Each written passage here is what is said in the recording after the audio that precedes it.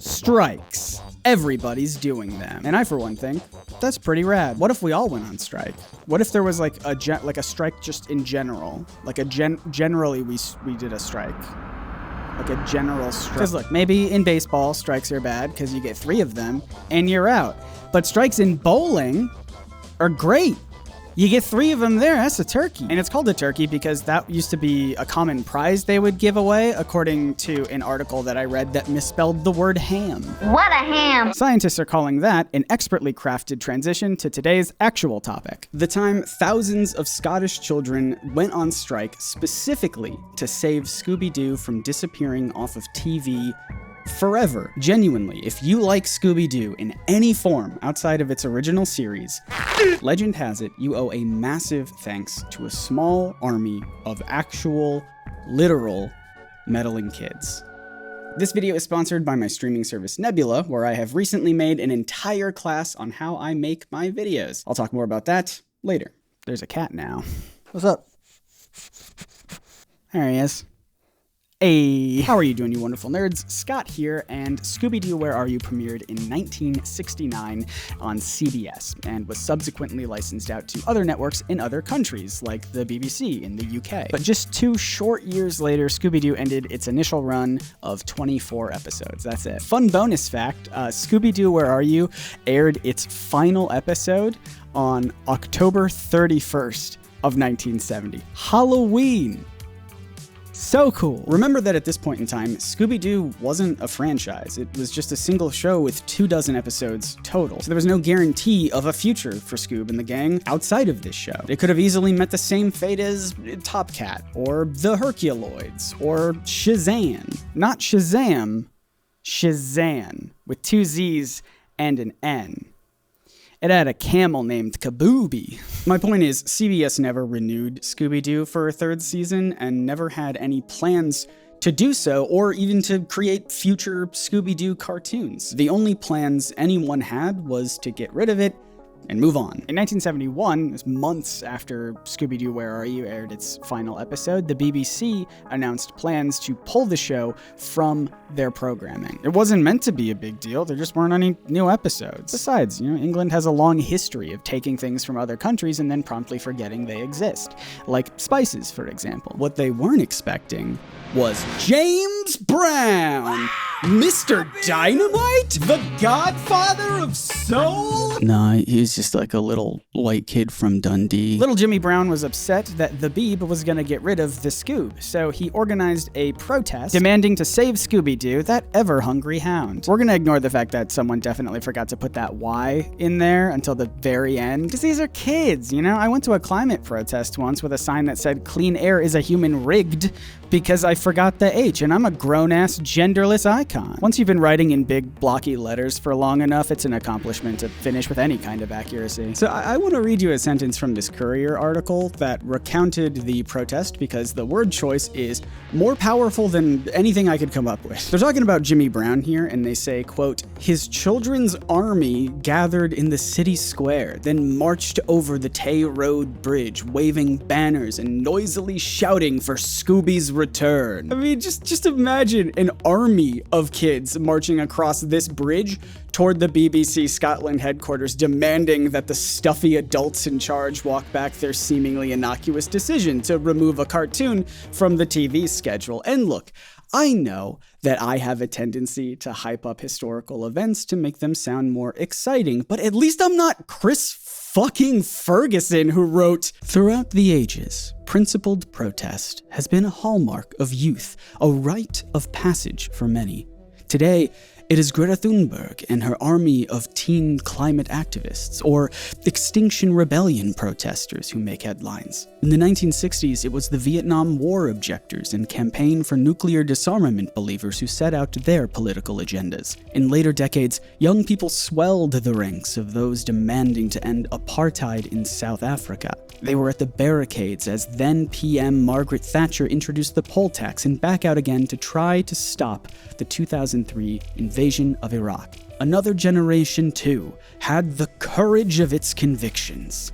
In 1971, youngsters rose in anger at a threat to remove cowardly canine Scooby-Doo from their television screens. Maybe I'm overthinking this, but I cannot tell which way this joke is supposed to go. Like, my initial reaction is that it's clearly making fun of itself. Like, this isn't that serious, but what if we pretend like it is that serious? But it also could be read as making fun of young people for protesting anything, equating this Scooby strike as equally as silly as protesting things like climate change and apartheid and war, which are definitely very silly things to get worked up over. How can you protest war when you're literally an army of children? But it wasn't just children, Scooby-Doo's all ages. Jimmy Brown and his military force of fledgling foot soldiers may have started the protest, but it did inspire others to join as well. According to one source, steelworkers also joined in, threatening to withhold the proposed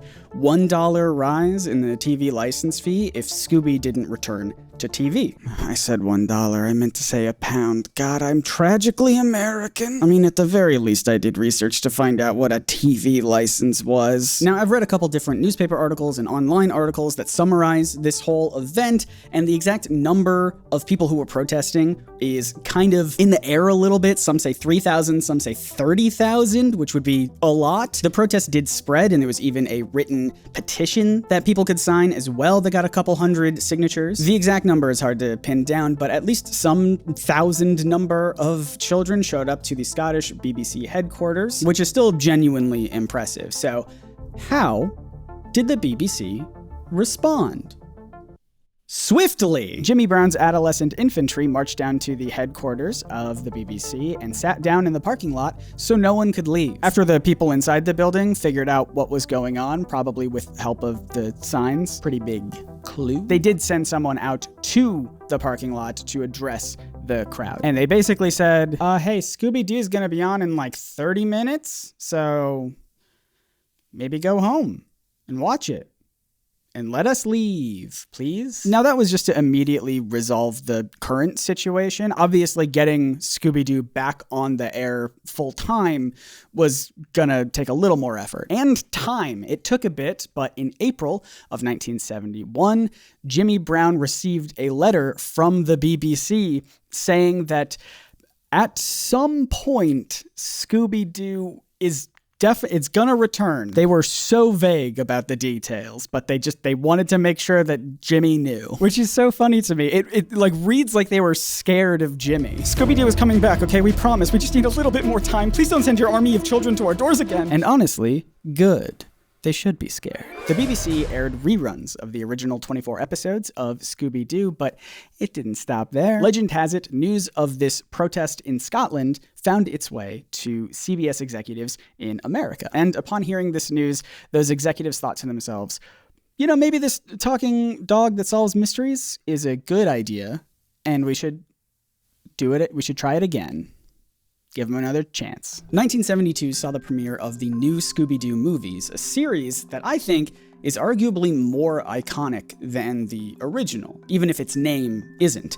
This was the series that featured real and fictional celebrity guest stars like Batman and Robin, Dick Van Dyke, and, of course, the Harlem Globetrotters. I mean, this is even the formula that Scooby-Doo and Guess Who recreated a few years back with the most baffling selection of celebrities you can think of. Y'all, they got Morgan Freeman and Joey Chestnut. I'll take two people who until now have never been mentioned in the same breath before for 500, Alex, who was also in the show, R.I.P. One executive said that they never forgot about this outpouring of love for Scooby-Doo, and I believe them. Take a look at this episode from 13 Ghosts of Scooby-Doo that happened 15 years after this protest. The long and short of it is, Scooby-Doo gets so frightened by a ghost that he not only quits the Mystery Gang, but he also quits the TV show that he's on, which leads to Flim Flam and the others trying to recast Scooby-Doo. The 13 Ghosts of Scooby-Doo, starring Bernie Gumption. Time to splat another ghostie. Are you ready for action, Uncle Bernie? This leads to a short montage of children specifically being upset that Scooby-Doo is not on their TV. Scooby's not on anymore. I think I'll I don't know if this was intentional, but it feels like there's some similar beats here. Children across America have stopped going to school, stopped eating. Yes, they've even stopped watching television. That is, until the real Scooby-Doo returns to action. For my money, I think these kids saved Scooby-Doo. I really do. But why did they care so much about this specific cartoon dog show? Was it because the very first episode of Scooby-Doo declares that a British archaeologist is innocent of any crimes whatsoever, which is incredibly charitable of British archaeologists? Probably not. One of the child protesters, who is now an adult thanks to the relentless passage of time, wrote, "There wasn't a lot on for kids in those days, but Scooby-Doo was good because I had a bit of horror about it. There was always a ghost that was unmasked at the end and it was some old bloke. It felt more real than normal cartoons. All the kids loved Scooby-Doo. It was exciting, it was funny, it was scary. All those elements for a kid." And that's a sentiment that is still echoed decades later. It offered so much more than every other cartoon. It was so ahead of its time. It had a story. They worked hard to figure it out, and it wasn't gender specific. It wasn't a boys cartoon or a girls cartoon or any of those things. It was a talking dog. Good stuff. I agree. I think it's also worth pointing out that Shaggy, Velma, Daphne, and Fred are all teenagers. They were young people going around righting wrongs that are usually committed by older adults. If there was any cartoon that would inspire these youngsters and let them know that their voices matter, of course it would be the one with famously meddling kids. Papa's got a brand new bag. Also, strikes in baseball are just as good as strikes in bowling. They're only bad if you're the batter. They're great if you're the pitcher. Maybe strikes, in general, are great. Maybe strikes, generally, are good. Maybe like a general strike. I feel like I have a million goofy little Scooby-Doo videos planned for this month. Like, Emily woke me up in the middle of the night yesterday to let me know that Krispy Kreme has some Scooby-Doo donuts, and we gotta review them. Look at that tasty hole. Now, I rarely do reviews of anything, let alone food, except for the one time when I did, and then the other time. But that's sort of my point. I'm trying to embrace this sort of novelty with my videos from now on, and that's exactly what I cover in my Nebula class on how I make my videos. Look, it came out 2 months ago and I haven't had a chance to promote it at all, so just please bear with me, just indulge me a little bit, because it was a lot of fun to make, and I think it's also very insightful and informative. So in this class, I take you from start to finish on my thought process for coming up with topics for videos, pre-production, some of the gear that I use, and the decisions that I make when I'm editing. And at the heart of it all, I tried to put as many systems in place as I could to manage my ADHD. And so for me, that means navigating the balance between this need for structure and the tempting allure of novelty. That's why my videos always look different from one another and aren't visually consistent at all. Sometimes I buy a cheap projector from a grocery store for no other reason than I thought it would delight me, and it did. And in the last video I made, I used an anamorphic lens to get cinematic B-roll of Scooby-Doo fruit snacks. I don't even remember if that made it into the final cut of the video, but I still did it. I just like trying new things. It's not a class on the best way to make YouTube videos. It's a class on how I do it, as I've been doing it for over 10 years now, which makes me feel very old, probably because I am. It's really fun, and it sheds light on how and why I do the things that I do. And there are more Nebula classes from other creators teaching you how they make their videos as well. But I'm gonna talk about me, because I like me. God earned the power of self-respect. Yeah. And even if you're not interested in my class, there is still a chance that the donut video I mentioned just a minute ago will probably be a Nebula exclusive. I just don't know if I'm going to post that one on YouTube, and that's simply because Nebula is a place where creators like me feel free to actually be creative and try different things that wouldn't fit on our YouTube channels. For example, do you know how hard it was to track down these legitimate bowling alley animations and just the amount of incredible work that people have been doing to try and preserve these? Well, if you want to know, you can learn about exactly that in an exclusive bonus video that I have posted to Nebula. They're like tie-ins. Remember tie-ins? It's like when I wore a tie and I would have a bonus video. That's like that. It's on Nebula now. And I talk about all these classes and this bonus content, but also you are supporting me directly when you sign up for Nebula through the link in the description. Like literally a portion of your subscription goes directly to me when you use my link so that I can continue to pay bills and make these videos. And genuinely, it's so helpful and it means the world to me. So thank you to everyone who has already signed up. If you haven't yet, like I said, you can do so using my link, nebula.tv/nerdsync. It will be in the description below. It supports me directly, as I said, and you get Nebula and Nebula classes for 40% off of your annual subscription. That's like $2.50 per month. And look, I know that I don't usually make the Nebula ads as funny and entertaining as I make the other ads. And this one is especially long as well, but that's because I want to drive home the point that I really do believe in Nebula as a creator-owned streaming service. I think it's really important, and it has allowed me to, survive while also being able to do things that are creatively fulfilling. And if you are watching this far into the ad or listening to it while your hands are full and you can't skip to the next video, I want to encourage you to just check it out.